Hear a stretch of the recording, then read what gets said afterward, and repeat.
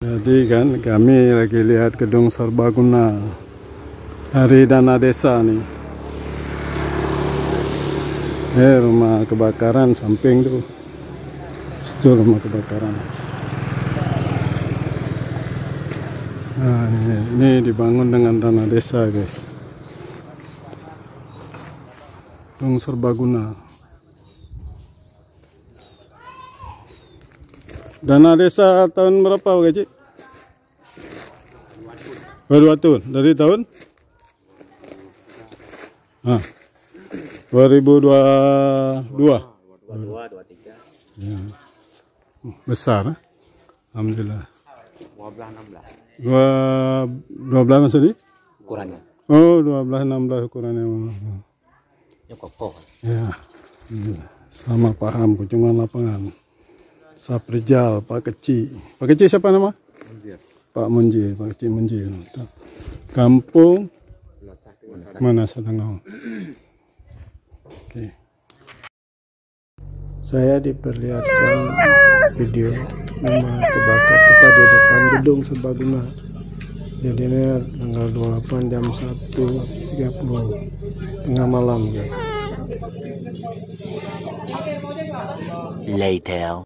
Segera kita hubungi pengelola STIMSE. Bantuan ini bersumber dari karya tulis STIMian yang ditukar menjadi STIM, koin STIM, mata uang digital yang kemudian dirupiahkan. Mereka menyumbang ke akun STIM Amal, didonasikan sebanyak 10%.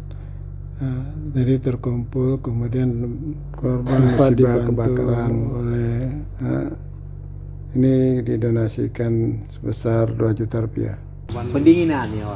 Kejadian di Perampung Kita bersama Raja Salman, juga di sini hadir Pak Kecil dan tokoh masyarakat. Ini kondisi rumah. Ini coba kita lihat.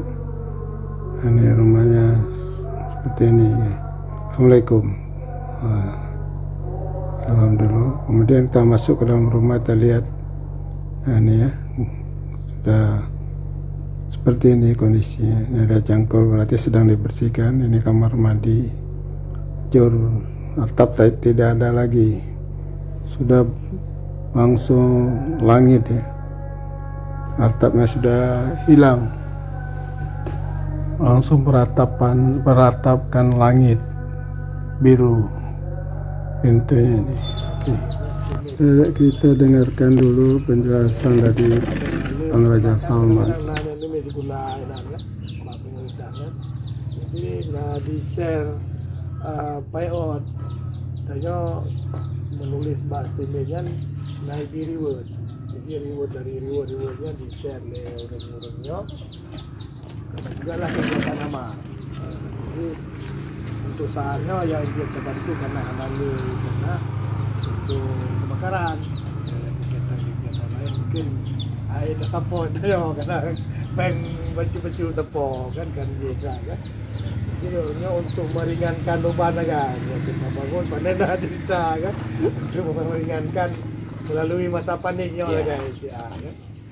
Jadi itu nah baca dari kamu ada 2 juta berapa rupiah kamu itu kan koin kan mau penting tak pegang dokumentasi untuk bantu keundangan ya pasang ya.